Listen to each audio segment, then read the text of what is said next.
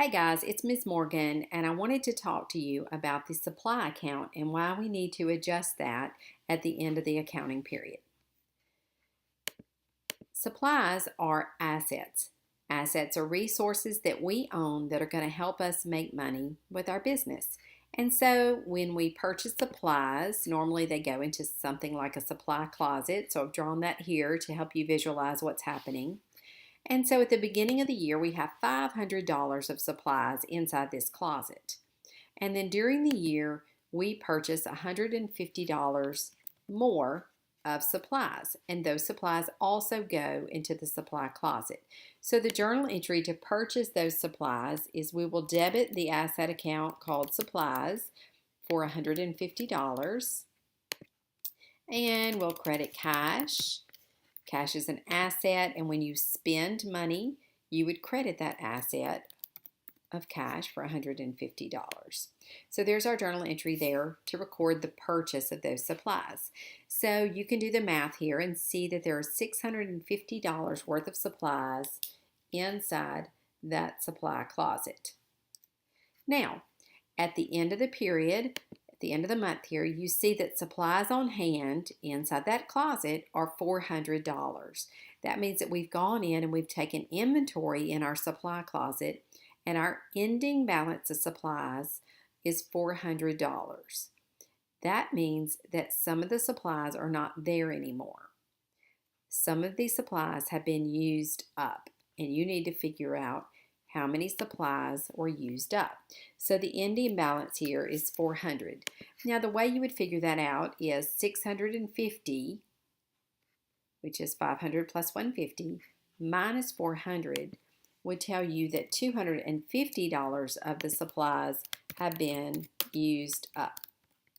Now when supplies are used up, they become expenses. We can claim that as an expense in our business because it becomes a cost of doing business. Remember, when you purchase supplies, they are assets. As they are used up, they become expenses. And the name of that expense account is called supplies expense. So what happens in the adjusting entry is we need to take $250 out of the supply account. And remember, assets have a normal debit balance.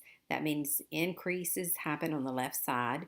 So we would decrease supplies by $250 with a credit, and we would put $250 in the supplies expense account as a debit.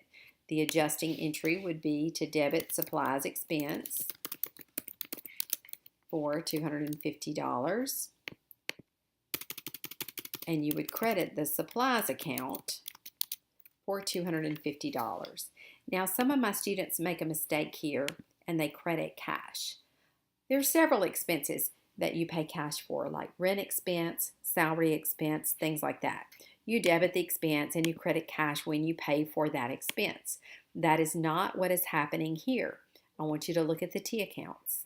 What happened here is you purchased supplies here and here. You credited cash when you paid for those supplies, and the supplies sat in the supply closet until you used them up.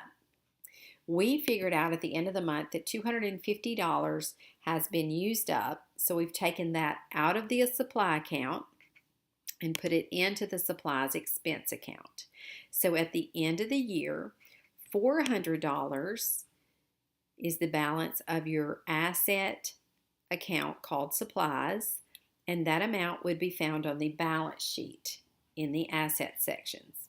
And supplies are current assets, meaning they're going to be used up within 1 year, and so they would go under current assets.